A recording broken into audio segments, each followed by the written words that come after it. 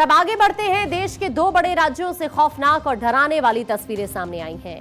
एक तरफ देश की राजधानी दिल्ली, जहां महरौली में एक 5 मंजिला इमारत ताश के पत्तों की तरह भर भरा कर जमींदोज हो गई। मलबे में चीख पुकार मच गई। युद्ध स्तर पर रेस्क्यू ऑपरेशन शुरू किया गया। दूसरी तरफ विकास के बड़े बड़े दावे करने वाले गुजरात के आणंद से एक ऐसी तस्वीर आई जिसने रेलवे के कंस्ट्रक्शन और उसकी क्वालिटी पर सवाल उठा दिए। यहां एक निर्माणाधीन रेलवे ओवरब्रिज का पूरा हिस्सा भर भरा कर गिर गया। सवाल यह है कि चाहे दिल्ली की बहुमंजिला इमारत हो या गुजरात का सरकारी प्रोजेक्ट, जनता की जान को इतनी सस्ती आखिर क्यों समझ लिया गया है? दिल्ली से लेकर गुजरात तक हुए इन दो बड़े हादसों की पूरी इनसाइड स्टोरी भी अब आपको जाननी चाहिए। सबसे पहले गुजरात की बात करते हैं। यहां आणंद जिले के अडस गांव में शनिवार को एक बड़ा हादसा होते होते टल गया। वडोद और अडस रोड स्टेशन के बीच बन रहे एक रेलवे ओवरब्रिज यानी आरओबी का एक बड़ा हिस्सा अचानक से ताश के पत्तों की तरह ढह गया। दो खंभों के बीच बने अप्रोच स्ट्रक्चर का भारी भरकम हिस्सा जब नीचे गिरा, हर कोई सन्न रह गया। इलाके में अफरा तफरी मच गई। वडोदरा डिवीजन की गति शक्ति यूनिट काम कर रही थी। हादसे में निर्माणाधीन स्ट्रक्चर पूरी तरह से तबाह हो गया। राहत की बात यह रही कि जब भारी भरकम पुल गिरा, उसके नीचे से कोई वाहन या पैदल यात्री नहीं गुजर रहा था।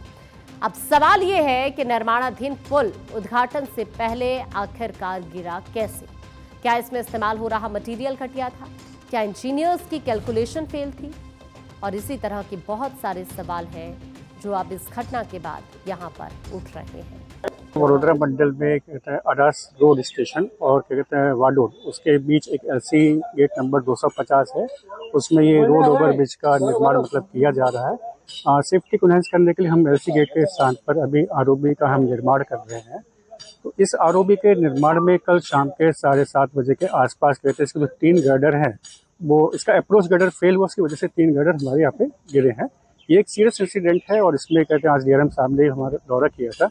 जीएम साहब ने इसमें कहते हैं हाई लेवल की एक इंक्वायरी सेटअप की है। जो फाइंडिंग्स, इसके जो टेक्निकल क्या रीजन रहे, कौन इसके लिए रिस्पॉन्सिबल है, तो वो क्या कहते हैं जो हमारी जो कमेटी है जिसमें जो ऑफिसर्स हैं वो इस बात को देखेंगे कि इसके रीजन क्या रहे, ये घटना क्यों हुई और इसके लिए कौन रिस्पॉन्सिबल है। गुजरात में पुल गिरने की ये कोई पहली घटना नहीं है। निर्माणाधीन ओवरब्रिज का गिरना सीधे तौर पर स्ट्रक्चरल इंजीनियरिंग के फेलियर या मॉनिटरिंग की कमी को जरूर दिखाता है। रेलवे की गति शक्ति यूनिट का काम देश में सबसे तेज और सुरक्षित माना जाता है, लेकिन अगर वहां से ऐसी तस्वीरें आ रही हैं तो ये साफ है कि ठेकेदारों और सुपरवाइजर्स के स्तर पर भारी चूक या फिर कोई झोल हुआ है। अगर ये पुल चालू होने के बाद गिरता तो इसके परिणाम कितने भयानक होते, इसका अंदाजा लगाना मुश्किल नहीं है। वहीं देश की राजधानी दिल्ली की अब बात करते हैं। यहां पर महरौली पुलिस स्टेशन इलाके में साकेत मेट्रो स्टेशन के पास 5 मंजिला इमारत अचानक से जमींदोज हो गई। शनिवार की दोपहर जैसे ये बिल्डिंग गिरी, पूरे इलाके में भूकंप जैसा सन्नाटा छा गया। चीख पुकार के बीच तुरंत Delhi fire service, Delhi police और एनडीआरएफ की टीमों को मोर्चा संभालना पड़ा। 5 मंजिला इमारत गिरने से मलबे में लोग फंस गए। अभी तक 9 लोगों को यहां से रेस्क्यू किया गया, सुरक्षित निकाला गया। अभी भी मलबे में कुछ लोगों के फंसे होने की आशंका है।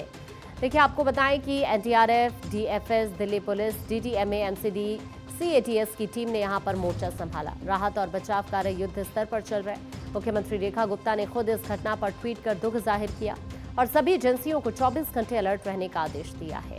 दिल्ली के मुख्यमंत्री ने ट्वीट करके कहा, साकेत मेट्रो स्टेशन के पास इमारत गिरने की घटना से मैं बहुत चिंतित हूँ। NDRF, Delhi fire services, MCD और सिविल डिफेंस की टीमें युद्ध स्तर पर बचाव अभियान चला रही हैं। प्रभावित परिवारों को तत्काल सहायता पहुंचाना और मलबे से लोगों को सुरक्षित निकालना हमारी सर्वोच्च प्राथमिकता है। दिल्ली के महरौली और साकेत जैसे इलाकों में पुरानी और बिना अप्रूवल के बनाई गई बहुमंजिला इमारतें एक बड़ा टाइम बम है। संकरी गलियों में नियमों को ताक पर रखकर 4 से 5 मंजिल खड़ी कर दी जाती हैं, जिनका ना तो कोई सॉइल टेस्ट होता है और ना ही स्ट्रक्चरल ऑडिट। इस सारे प्रशासन की नाक के नीचे होने वाले इस खेल का खामियाजा नागरिकों को अपनी जान देकर चुकाना पड़ता है। राहत की बात है कि दिल्ली में 9 जिंदगी बचा ली गई और गुजरात में कोई हताहत नहीं हुआ, लेकिन क्या हर बार किस्मत साथ देगी? क्या जब तक ठेकेदार, बिल्डर्स और भ्रष्ट अफसरों पर कड़ा और कानूनी बुलडोजर नहीं चलेगा, तब तक ऐसे हादसे देश को डराते रहेंगे।